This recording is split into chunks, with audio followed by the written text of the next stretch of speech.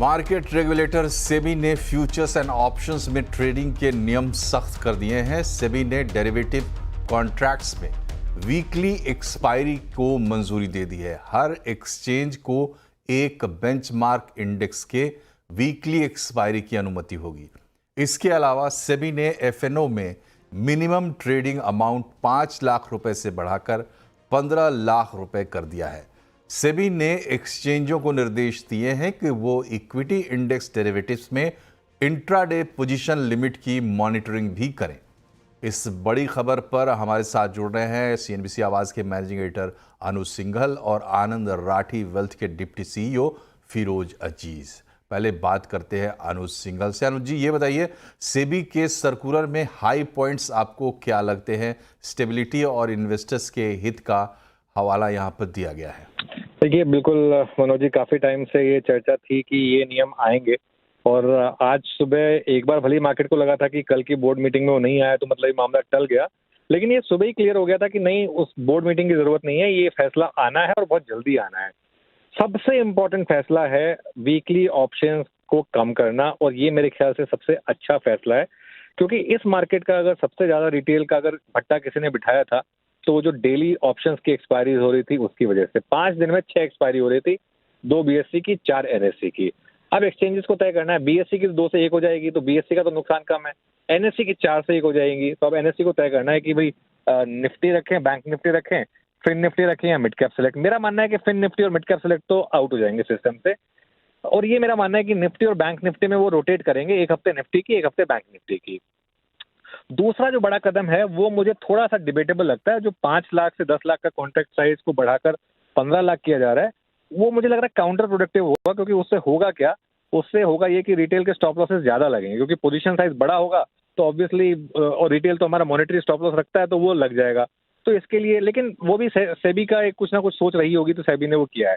और बाकी जो मेजर्स हैं वो कोई बहुत ज्यादा चेंजेस नहीं है उसमें। वो ऑप्शंस में अपफ्रंट मार्जिन वसूलना वो ज्यादातर ब्रोकर्स वैसे भी लेते हैं, लेकिन जो सबसे बड़ा फैसला है वो वीकली ऑप्शंस एक्सपायरीज को लेकर। अब ये क्यों किया गया है? देखिए, सेबी की रिसर्च रिपोर्ट लगातार कह रही है कि 93% ट्रेडर्स पैसा लूज कर रहे हैं। अब 93% पैसा ट्रेडर्स जो लूज कर रहे हैं उसमें अगेन मेरा ये मानना है कि उसका सबसे बड़ा कारण शायद ये जो डेली ऑप्शंस का क्रेज था उसकी वजह से था। तो अब देखते हैं इनका क्या नतीजा निकल कर आएगा। लेकिन सेबी को कुछ ना कुछ तो करना था, काफी समय से बात हो रही थी, और अब ये बात सिर्फ सेबी तक नहीं रह गई थी, ये बात मिनिस्ट्री तक पहुंच गई थी, तो डिसीजन तो आना था कुछ ना कुछ।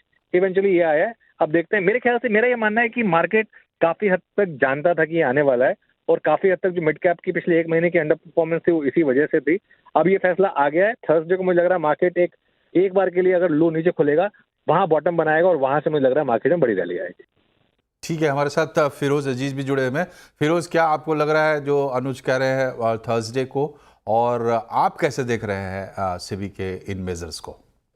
और ये मेजर्स, जैसे अनुज साहब ने कहा कि दो बड़े जो मेजर्स हैं कॉन्ट्रैक्ट वैल्यू बढ़ाने के, आई थिंक ये कॉन्ट्रैक्ट वैल्यू बढ़ाने के और एक्सपायरीज के डे कम करने के बहुत इंपॉर्टेंट मेजर्स हैं। जैसे अनुज साहब ने कहा कि 6 एक्सपायरी थी 5 दिनों में, तो एक फुल टाइम जॉब हो गया था लोगों का, बिकॉज पहले तो सिर्फ थर्सडे की एक्सपायरी थी, फिर वेंसडे की बैंक निफ्टी हुई, फिर फिन निफ्टी आई, फिर मिड कैप सेलेक्ट आया, फिर सेंसेक्स भी आ गया। तो क्या हो गया कि पहले तो एक दिन था तो बाकी एक इंसान को 4 दिन और क्या करना है ये सोचना पड़ता था। अब तो 5 दिन एक्सपायरी है, सेम कैपिटल के साथ आदमी 4 बार 5 बार खेल रहा है। तो आपने अगर एक्सपायरीज कम कर दी तो आपको अब जो आदमी को बाकी 4 दिन कुछ तो करना पड़ेगा, एड्रिनल के भरोसे नहीं रह सकता। So that's a very good thing. But ये अनफॉर्चुनेट है कि ये हमने प्रॉब्लम पहले क्रिएट किया, और ये सदियों पुराना प्रॉब्लम नहीं है। 1.5 साल पहले नहीं थी एक्सपायरीज इतनी, साल 1.5 साल पहले। तो that's point 1।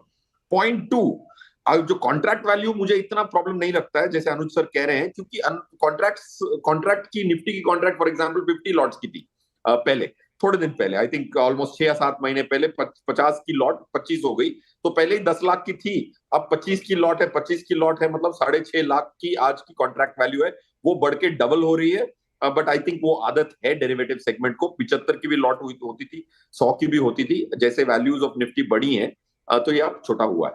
So but I think these are very good moves. और रिटेलर जो है वो नुकसान इसीलिए करता है क्योंकि उसको डेरिवेटिव की टेक्निकल चीजें समझ में नहीं आती। ऑप्शन ग्रीक्स क्या होते हैं समझ में नहीं आता है, बट लोग सटा करने लग जाते हैं डेरिवेटिव में। और इंस्टीट्यूशंस जो हैं वो एल्गोरिथम्स को यूज कर रहे हैं, करंटली एआई को यूज कर रहे हैं। उन्होंने ग्रीक्स समझे हुए हैं, डेल्टा, वेगा, गामा, टीटा, रो, ये ग्रीक्स होते हैं। इसीलिए 1.8 लाख करोड़ रिटेल से इंस्टीट्यूशनल के पास इसीलिए जा रहा है क्योंकि वो फेयर गेम नहीं है। रिटेल को इतना समझ में नहीं आता, इंस्टीट्यूशन को पूरी इंफ्रास्ट्रक्चर है इसको समझने की। ठीक है। फिरोज, जो मैंने आपसे पूछा था सवाल फिर से दोहरा दे रहा हूँ, मार्केट कैसे रिएक्ट करेगा। दूसरी चीज़ ये है कि जो ये मेजर्स ले रहे हैं, जिस पर्पस के लिए ले रहे हैं, क्या ये मेजर्स यहीं पर रुक जाएंगे या इसका असेसमेंट कब तक हो पाएगा, कब इसका हमें इम्पैक्ट देखने को मिलेगा और भी कुछ देखने को मिल सकता है? मेरे हिसाब से इसका जो इम्पैक्ट है वो ग्रेजुअल होगा, और इतना मेरे हिसाब से इतना ज्यादा इम्पैक्ट नहीं होगा। ऑफ कोर्स द वॉल्यूम्स जो हैं डेरिवेटिव मार्केट में वो बहुत शूट अप कर चुकी हैं, वो कॉन्ट्रैक्ट होंगी। एक चीज डेफिनेटली इम्पैक्ट होगा, मार्केट पे इम्पैक्ट नहीं होगा, प्राइसेस ऑफ ऑप्शंस पे जरूर इम्पैक्ट होगा।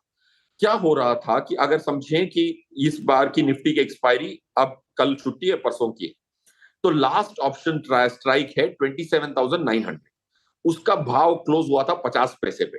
आज जैसे ही एक्सपायरीज कम होंगी, ये जो 50 पैसा है वो 50 पैसा ना रखे 30 पैसा हो जाएगा, क्योंकि बहुत लोग को एक एक्सपायरी पे निर्भर करना पड़ेगा। What will change is not the markets direction, but option pricing में बड़ा फर्क पड़ेगा। जो टाइम वैल्यू ऑफ मनीज हैं, जो वेगास पे प्राइस हो रहे हैं, जो फॉरवर्ड पे प्राइस हो रहा है, उस पर जरूर बहुत बदलाव होगा। ऑप्शन प्राइसेस चेंज होंगी, इंडिया विक्स चेंज होगा, depending on which index is going to be the most prominent index chosen. Like Anuj sir कह रहे थे, निफ्टी चूज करेंगे, बैंक निफ्टी चूज करेगी, एनएससी, उस पर निर्भर करेगा कि वॉल्स क्या प्राइस होंगी, इंडिया विक्स क्या होगी, उस पर तब्दीली जरूर आएगी। बहुत बहुत शुक्रिया आपका फिरोज, हमसे जुड़ने के लिए। पढ़ते हैं आगे और अब बात करते हैं चुनावी